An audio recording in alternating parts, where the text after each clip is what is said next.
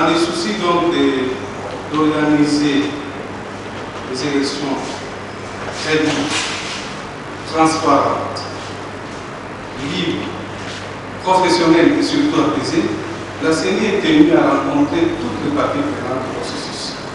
Et c'est pourquoi nous avons accepté de vous rencontrer ce jour. Madame, membre du bureau de la CENI, de nous avoir reçus ce matin, enfin ces jours, la réunion qui nous reste venir le vendredi, qui a été, pour des raisons évidentes, reportée ces jours. Notre délégation, composée des présidents des partis politiques et des présidents des groupes parlementaires en délégation de l'opposition, vous en remercie très sincèrement. Je voudrais introduire mon propos par le fait que si l'opposition politique tient ou a tenu à vous rencontrer, c'est dans un esprit de construction démocratique et pour éviter à la République démocratique du Congo, à ses citoyens, un chaos électoral pourtant maîtrisable maintenant. Et donc, notre réunion, la rencontre que nous avons sollicitée, rentre dans le cadre du mémorandum que nous avons adressé à la CENI le 27 février 2015, vous remis dans cette salle par mon prédécesseur, le président Indele Ifoto, dans lesquels nous avons fait des critiques objectives, des observations et des propositions alternatives pour une élection inclusive, crédible, transparente, apaisée et respectueuse de la Constitution et des lois de la République. Les positions qui ont été le nôtre le 17 plutôt le 20 avril 2015, alors que nous vous avons écrit pour souhaiter vous rencontrer le 17 avril. Monsieur le Président, Monsieur le membre du bureau, Madame du bureau, nos préoccupations se trouvent dans ces documents, mais nous allons, en guise d'introduction, rappeler quelques exemples.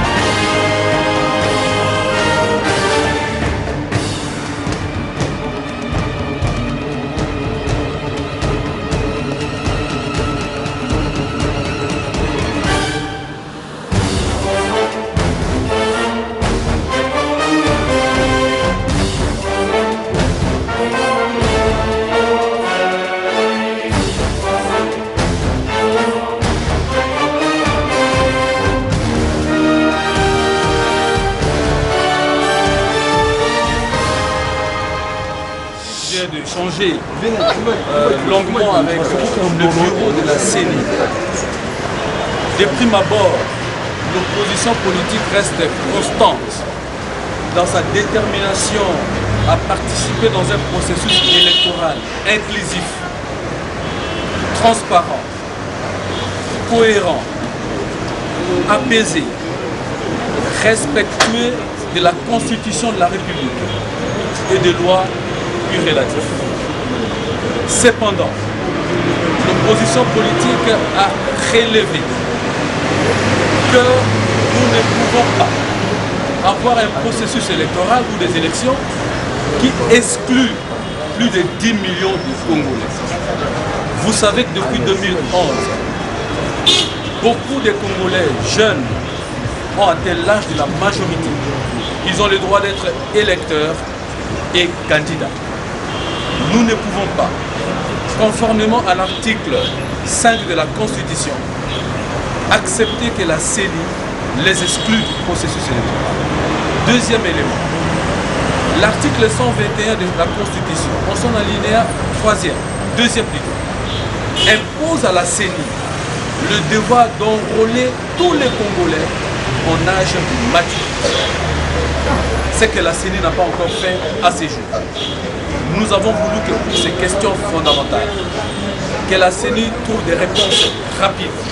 Et là-dessus, l'opposition politique a exigé que la CENI puisse procéder à l'enrôlement des électeurs. Deuxième élément, la question des délais. Comme vous savez, le calendrier dit global, publié par la CENI elle-même, n'a pas été respecté. Il y a des délais qui ne sont pas tenus, alors que d'autres délais ont été écourtés. L'opposition politique considère que cet élément, cette question comme étant une question importante par rapport à la tenue des bonnes élections. Tel est notre souhait. Nous avons ainsi demandé à la CENI de pouvoir donner des réponses précises quant à ce. Troisième élément, l'opposition politique a demandé à la CENI qu'il nous présente le plan de décaissement pour nous convaincre que la CENI a le moyen d'organiser les élections provinciales et toutes les autres élections telles que programmées par son calendrier. Là-dessus, il est démontré que jusqu'à ces jours, la moyenne de décaissement est de 15% seulement. Il n'est pas possible que la CENI se permette d'affirmer devant l'opinion nationale et internationale qu'elle est en mesure de pouvoir organiser ces élections dès lors qu'elle n'a pas le moyen de son action. Quatrième élément, c'est depuis un certain temps, plus de 3 mois, que la présidence de la CENI est assurée par un président ad interim, membre du PPRD.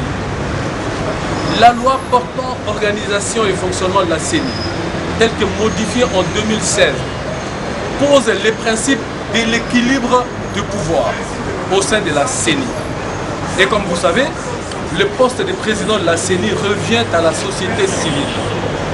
Dès lors que le président de la CENI se rend indisponible, il n'est pas normal que le vice-président continue à prendre des grandes décisions au niveau de la direction de la CENI, perturbant ainsi l'équilibre exigé par la loi dans son esprit et dans sa lettre par rapport à la neutralité de la CENI.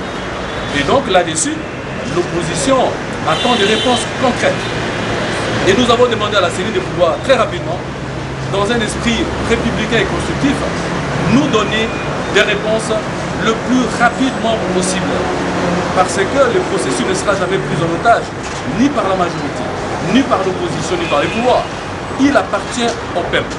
Et le moment opportun, si nous n'avons pas de réponses appropriées, nous allons demander aux citoyens, au peuple congolais, de pouvoir prendre leurs responsabilités. Merci. Vous en dites quoi, vous, au niveau de la CENI par rapport à ce qu'eux demandent? Toujours dans le cadre des concertations qu'anime la Commission électorale nationale indépendante, nous avions reçu une correspondance subséquente à la déclaration qui a été déposée. Je dis bien la déclaration politique et non pas le calendrier.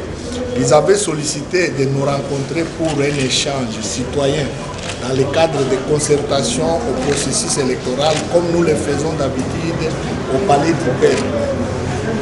Ils nous ont posé 3 à 4 questions, toujours autour des problèmes qu'on nous pose dans tous les cadres de concertation autour de l'enrôlement des nouveaux majeurs.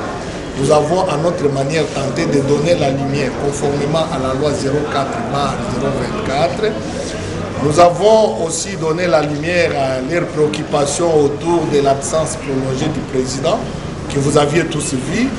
Ils ont aussi posé le problème de plan de décaissement. Nous avons dit que c'est temps pour parler avec le gouvernement qui gère le budget de l'État. Et ils nous ont parlé aussi des dates autour de l'inscription des candidats. Nous avons dit que toutes ces matières relèvent en définitive pour décision à l'Assemblée plénière à qui nous rendrons compte en toute responsabilité. Mais ce que nous avons aussi demandé aux uns et aux autres, c'est de respecter des textes qui régissent le processus en République démocratique du Congo. Du moins, que ce soit les acteurs de l'opposition, que ce soit la CENI, toutes les deux parties sont soucieuses des élections transparentes, libres, crédibles et apaisées. Voilà. Comment avez-vous jugé cette démarche? C'est une démarche citoyenne. Et la CENI fait des cadres de concertation. Des fois, c'est la CENI qui se déplace et au Palais du Peuple et dans des provinces pour rencontrer les acteurs. Nous rencontrons les représentants des mêmes partis politiques en province. Il y en a qui viennent dans les cadres de concertation. La CENI ne fait pas de problème parce qu'elle doit rester l'église au milieu du village. Excellence, vous avez parlé de l'Assemblée plénière. De quelle Assemblée plénière? L'Assemblée plénière de la CENI, moi je n'ai pas qualité de parler de l'Assemblée plénière de l'Assemblée nationale. L'Assemblée plénière comme organe de conception, d'orientation, d'évaluation, de contrôle et de décision. Alors, ils ont affirmé que vous avez un plan de décaissement ici qui s'évalue à 15%. Affirmez-vous cela ou confirmez-vous? Ça les engage que vous avez peut-être mal entendu. Les mêmes pourcentages, ils ont dit que le budget de l'État est exécuté à 15%.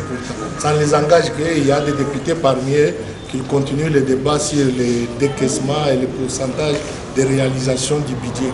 Mais ils n'ont pas dit que ça se réalise à la CENI, ils ont dit budget de l'État. Vous avez mal compris. Monsieur le rapporteur, n'allons-nous pas vers des élections sans opposition? Cette conclusion a été tirée. La CENI fait tout ce qui est dans son pouvoir pour que les élections soient inclusives. Mais la CENI n'a pas la prison pour mettre celui qui ne veut pas aller aux élections. Quel bilan a mis par rapport au dépôt des candidatures pour les élections professionnelles? Bilan à mi-parcours, parce que peut-être les gens connaissent dans notre pays que les acteurs attendent le dernier jour. Comme ils ont commencé d'abord la première semaine à retirer les documents, ils n'ont pas été suffisamment informés ou formés par leur parti politique, parce qu'on a tendance à croire que c'est la CENI qui doit former. Non, les acteurs qui concourent doivent former leurs gens. Vous comprenez qu'avec ce degré de compréhension minime, on a pris du temps pour se renseigner maintenant auprès de la CENI. Et la semaine qui a commencé, on a commencé à enregistrer les premiers dossiers de dépôt.